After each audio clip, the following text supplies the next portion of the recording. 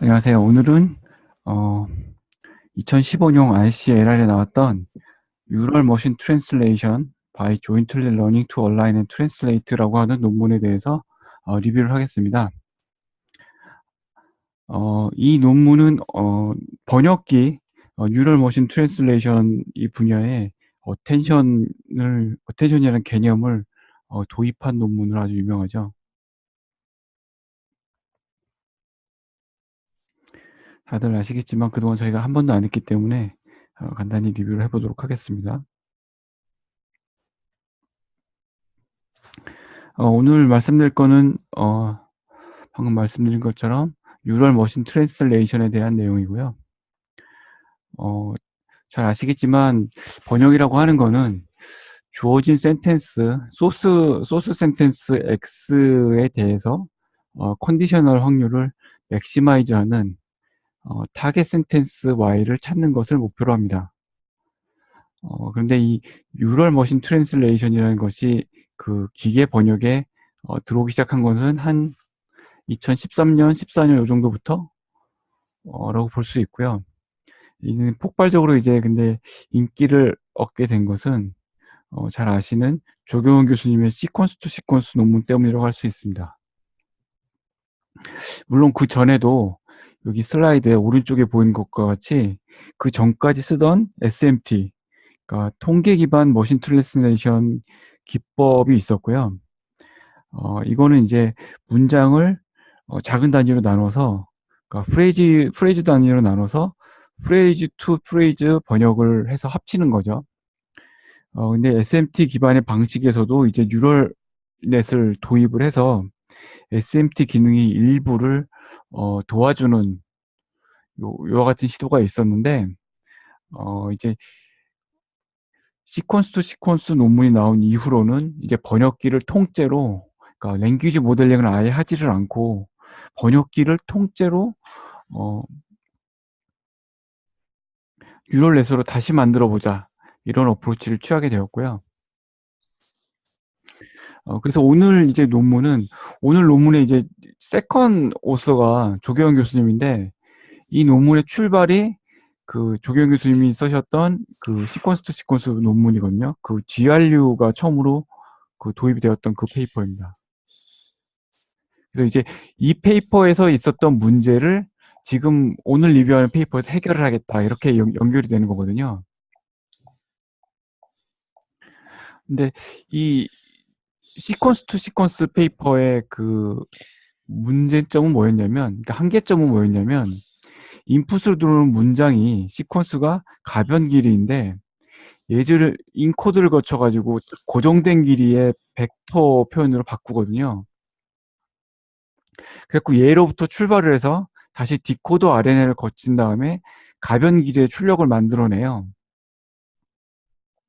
그래서 이제 아무리 이제 그 우리가 이제 베니싱 그레디언트를 해결을 하기 위해서 LSTM도 쓰고 또 새롭게 GRU도 발명을 하고 그랬지만, 그런다고 하더라도 이 고정된 길이의 컴프레션 벡터 하나로 문장 하나를 싹 압축을 했을 때 충분히 정보가 전달이 되는 것 같지 않더라는 이 문제점이 이제 발견이 됐고요.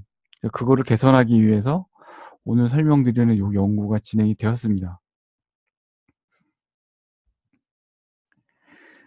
잘들 아시겠지만 이제 그 시퀀스 투 시퀀스 논문에서 보여드렸던, 제시를 했던 그 모델은 이렇게 RNN 인코더 디코더로 구성된 논문이고요. 그 모델이고요. 그래서 인코더라고 하는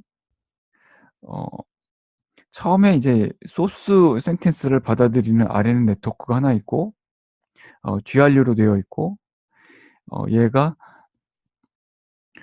혹시 제 마우스 커서 보이시나요? 마우스 커서 안 보이시나요?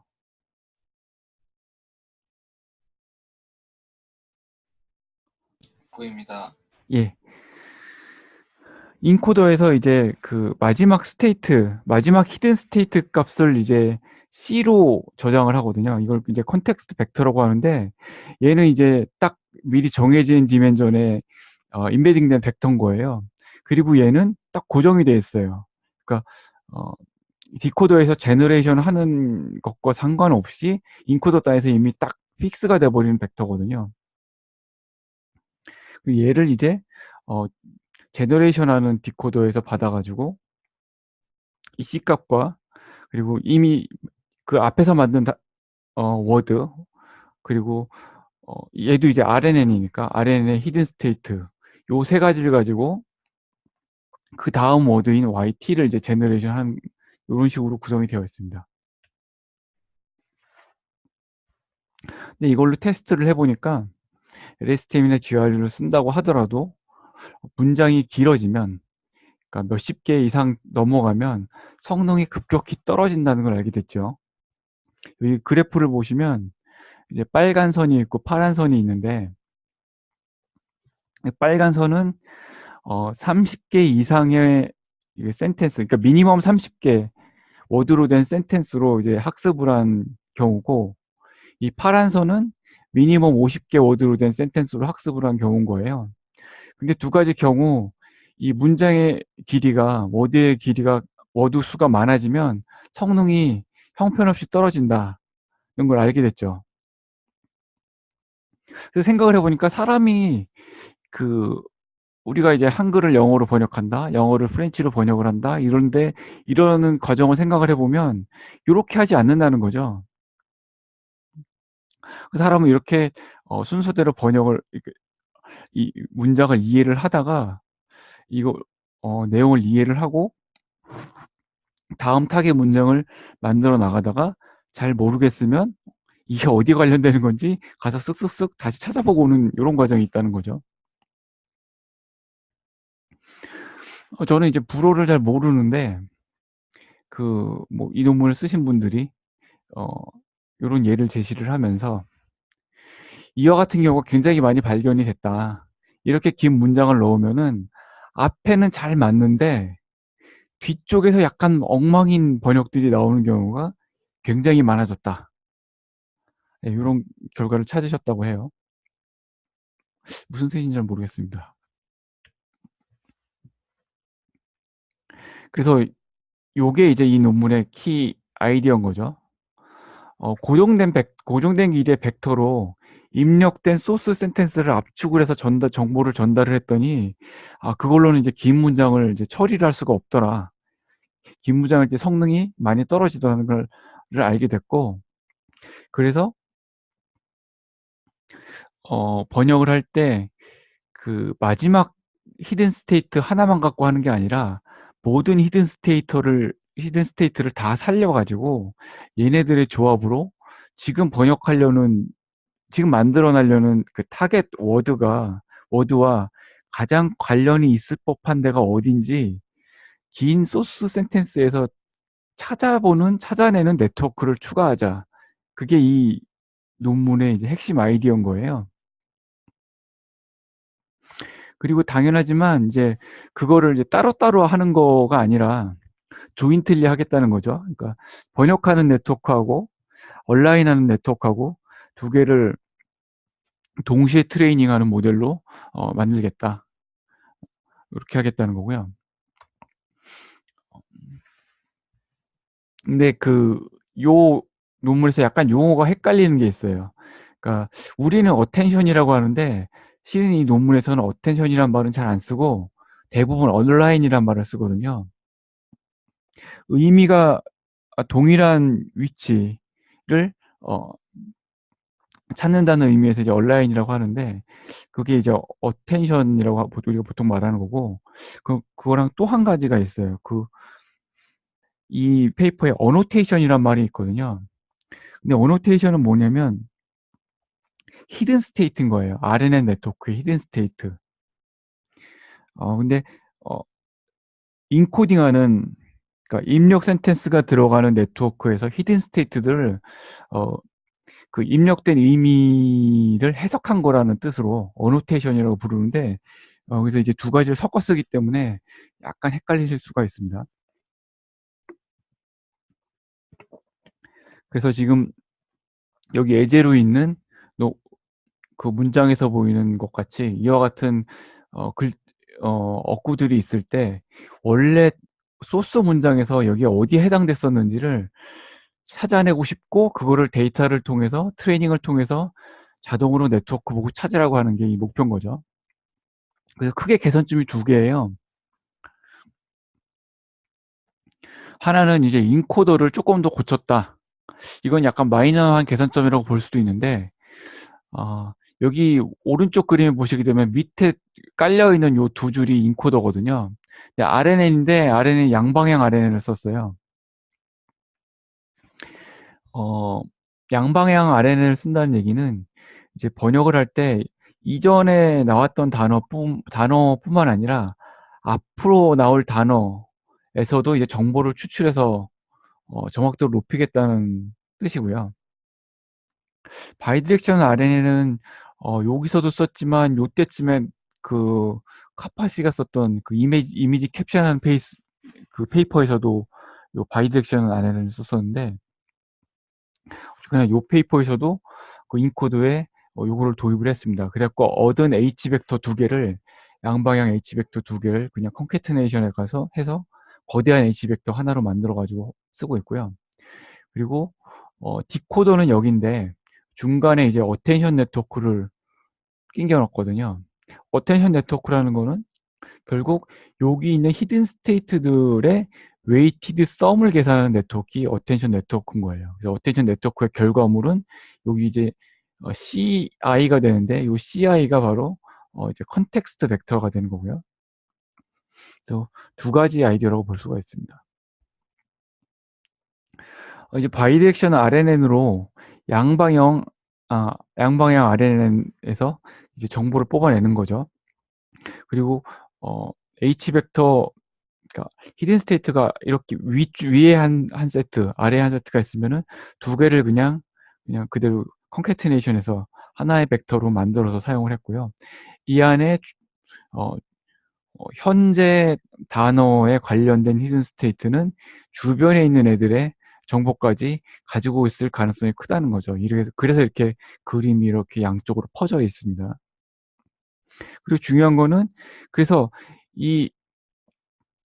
지금까지는 정보를 전달할 때 고정된 길이의 콘스탄트 벡터 C를 쓴 거거든요.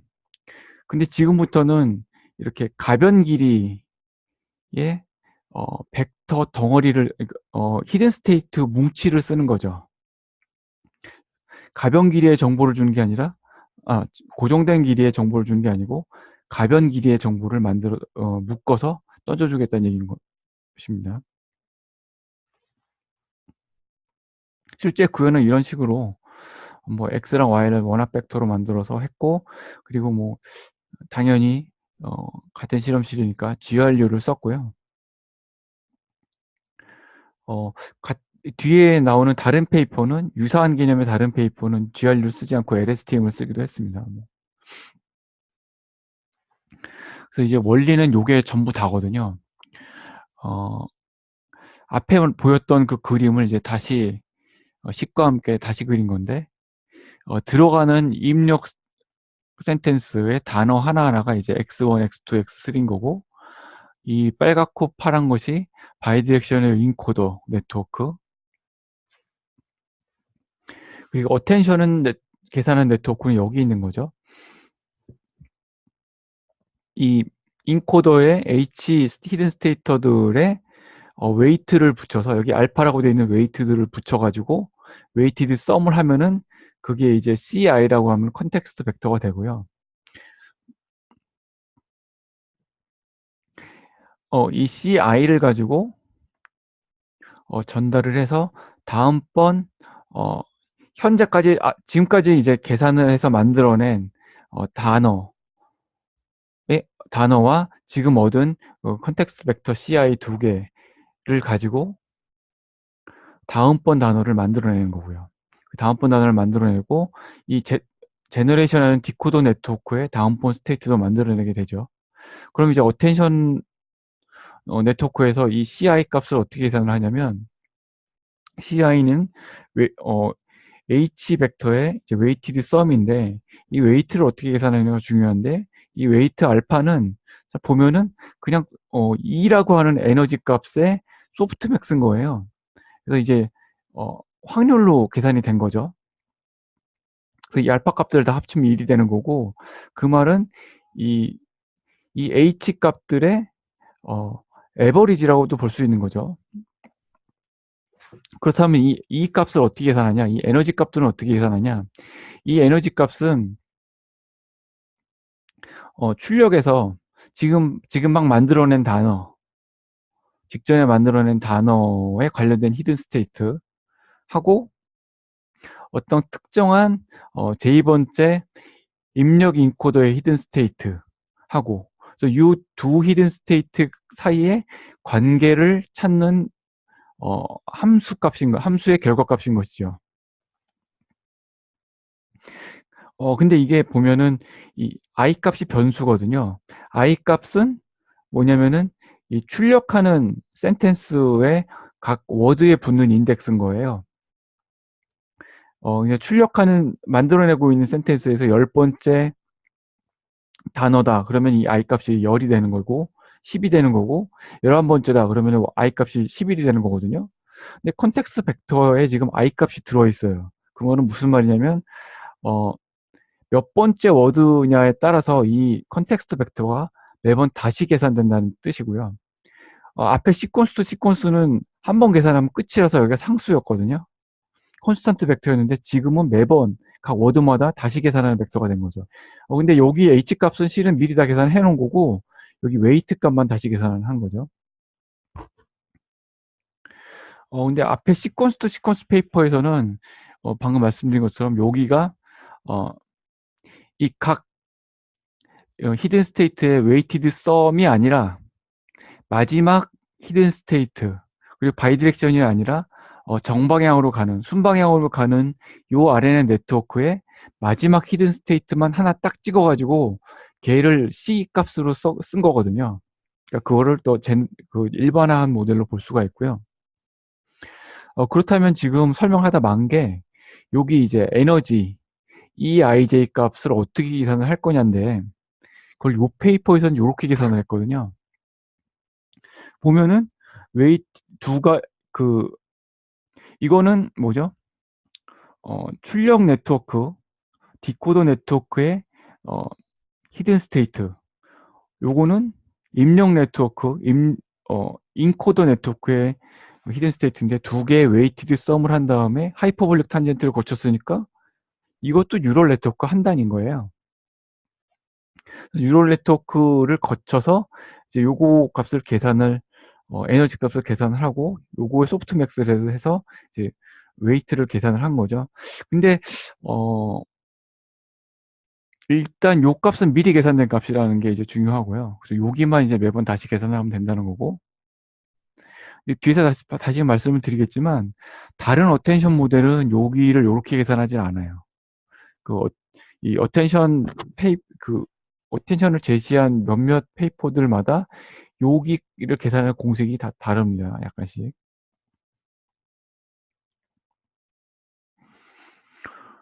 지금까지 설명드린 걸 이제 요약을 하면 이 웨이티드 썸을 하기 위한 요 코이피션트 값들을 알파 값들을 계산을 하고, 얘를 가지고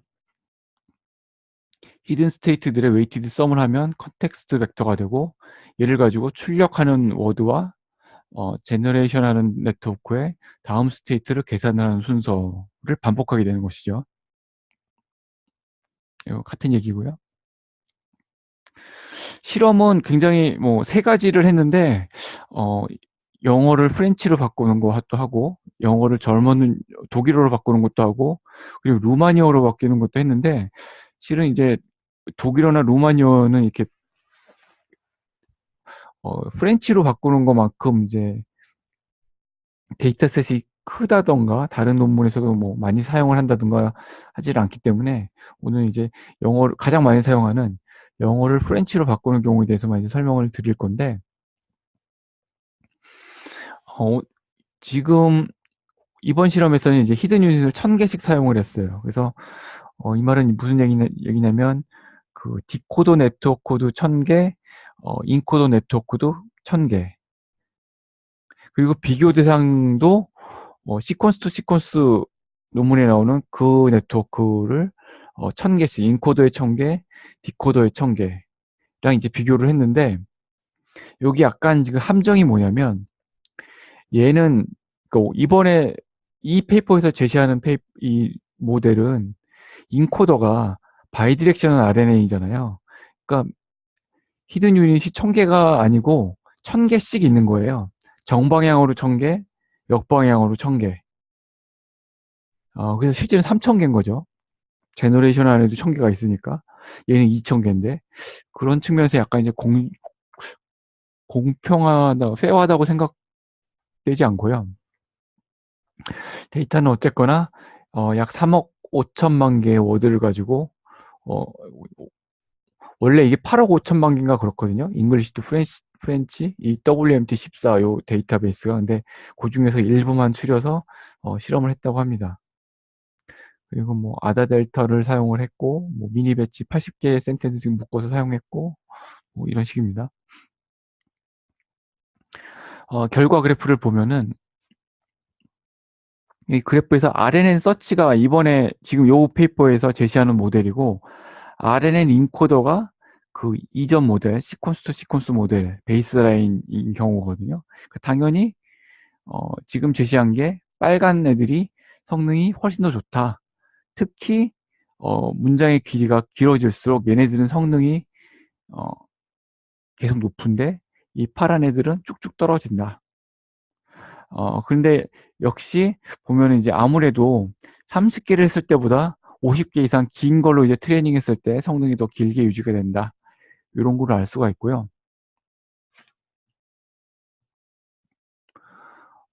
그리고 매우 오랫동안 트레이닝을 한 결과가 여기 이 에스터리스크가 붙어 있는 결과가 그거거든요. 매우 오랫동안 트레이닝을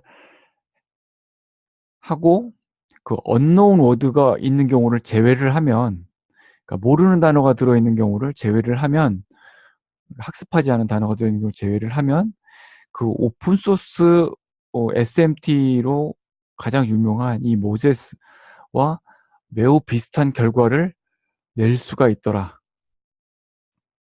그러니까 이거는 실은 이 뉴럴 머신 트랜슬레이션이 나오기 전까지는 이제 가장 많이 쓰던 그 모델 중에 하나인데, 얘와 이제 이렇게 간단하게 만든 모델이 거의 비슷한 성능을 낸다는 점에서 아주 혁신적이다라고 이제 저자들은 주장을 하고 있고요.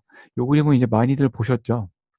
저 X축으로는 입력 센텐스를 차례대로 쓴 거고, Y축으로는 출력 센텐스를 차례대로 쓴 건데, 이 각 네모 값, 이 각 네모의 밝기가 그 컨텍스트 벡터가 웨이티드 썸 할 때 쓰는 그 계수값, 알파 값인 거거든요. 그래서 그 알파 값이 크면은 밝은 색이 되고, 알파 값이 낮으면은 작은 게 되는 거예요. 그러니까 알파 값이 크면은 그만큼 관련성이 높은 거죠. 그래서 영어랑 불어는 어순이 대략적으로 이제 비슷한 언어이기 때문에 웬만하면 이렇게 모노토닉하게 쭈루룩 가는데, 마치 한국어, 일본어처럼 가는데 중간에 이렇게 엉키는 때가 있습니다. 예를 들어서 여기 보면은 유러피안 이코노믹 에리어 같은 거는 불어로 쓰게 되면 어순이 거꾸로 쓴다고 해요. 조운이 먼저 나오고. 그런 경우에도 제대로 의미에 맞게 요 순서를 그 어텐션 네트워크에 의해서 찾아가는 걸 볼 수가 있다는 거고, 그리고 이쪽 얘는 뭐를 보여줄 거냐면, 이 입력에서 더 맨이거든요. 근데 영어는 정관사가 더 하나밖에 없는데, 이제 불어나 독일어 같은 건 정관사가 여러 종류가 있잖아요. 그래서 실은 뒤에 있는 단어까지 봐야 어떤 정관사가 맞는 건지 알 수 있는데, 지금 어텐션 네트워크를 썼기 때문에 요거를 보고 이 정관사를 찾았다는 거죠. 맨까지 보고선 여기 약간 밝게 되어 있죠. 저희 맞는 정관사를 찾을 수가 있더라. 그리고 아까 실제 문장, 긴 문장을 줬더니 뒷부분에 번역이 엉망이 됐었는데, 이 불어라서 제가 해석을 할 수는 없지만 지금 모델이 뒤에서 이제 엉망으로 되지 않고 맞는 의미의 문장이 나왔다라고 주장을 하고 있습니다. 근데 어텐션 네트워크는 실은 요런 것들이 이전에 요런 페이퍼들이 있었거든요. 그 우리가 잘 알고 있는 알렉스 그레이브, 요 사람이 2013년에 그 필기 인식, 필기 합성 요 문제에서 이제 어텐션 모델을 썼는데, 요거는 이제 지금이랑 많이 다르고요. 이제 한쪽 방향으로만 어 위치를 찾는 것이 있었고, 어 그리고 2014년에도 어텐션을 메커니즘 사용해서 이미지 분류를 하는 게 있었지만, 이거는 이제 조인틀리 하는 게 아니었던 거죠. 그래서 미분 가능하지 않았다는 거고. 그리고 요 페이퍼가 재밌는데, 요게 거의 같은 해에 나온 페이퍼거든요. 근데 얘는, 요 페이퍼는 스탠포드에서 나온 페이퍼인데, 이 표표를 보면 실은 그 오늘 한 요 오늘 설명드렸던 페이퍼를 대부분 인용을 많이 하면서 매우 유사하지만 우리는 다르다. 대부분 페이퍼의 내용이 그래요. 좀 불쌍한 페이퍼인 거죠. 근데 보면은 얘는 다른 점이, 어텐션 벡터를 구할 때 그 글로벌한 거하고 이제 로컬한 거 이중으로 구하는 게 약간 다르고요.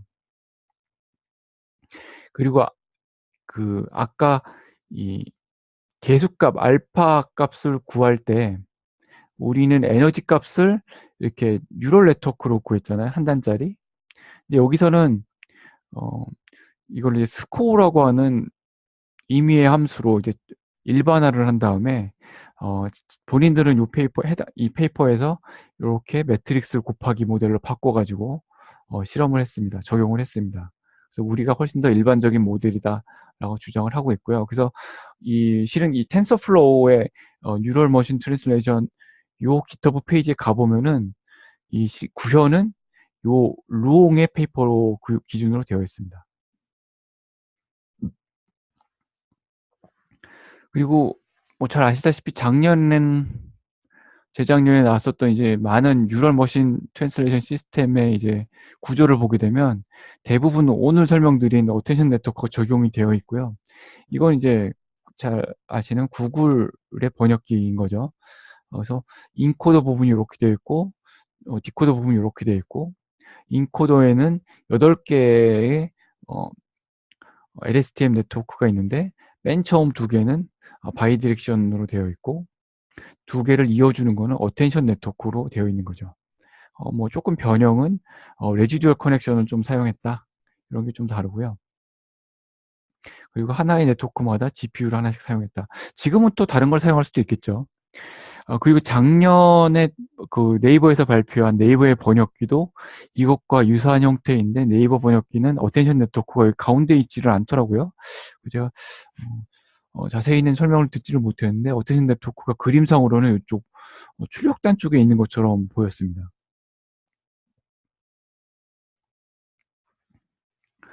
그래서 오늘은 이제 내용이 간단하기 때문에 빨리빨리 설명을 드렸는데, 그 이 페이퍼에서는 뉴럴 머신 트랜슬레이션에다가 어텐션이라는 개념을 이제 도입을 한 페이퍼로 매우 유명하고, 그래서 하려고 했었던 문제는 뭐냐면, 입력된 센텐스를 고정된 길이의 그 콘스탄트 벡터로 매핑을 하는 것이 너무나 한계가 있기 때문에, 그 마지막 히든 스테이트 하나만 살려 가지고 사용을 하는 것이 아니라, 정보를 전달하는 것이 아니라 중간에 있었던 모든 히든 스테이트들을 다 가지고 있으면서 걔네들의 웨이티드 썸으로 지금 만드는 단어하고 단어의 가장 의미상으로 잘 매치하는 입력 센텐스에서 위치가 어딘지 찾는 그런 네트워크를 이제 만든 거죠. 그 이후에 어텐션 네트워크는 뭐 이미지라든가 다른 쪽에도 많이 응용이 된 걸 우리가 여러분 잘 아실 거라 믿습니다. 어 마지막으로 뭐 레퍼런스는 많은 분들의 슬라이드와 페이퍼를 참고를 했습니다. 레코딩을 여기서 일단 마치겠습니다.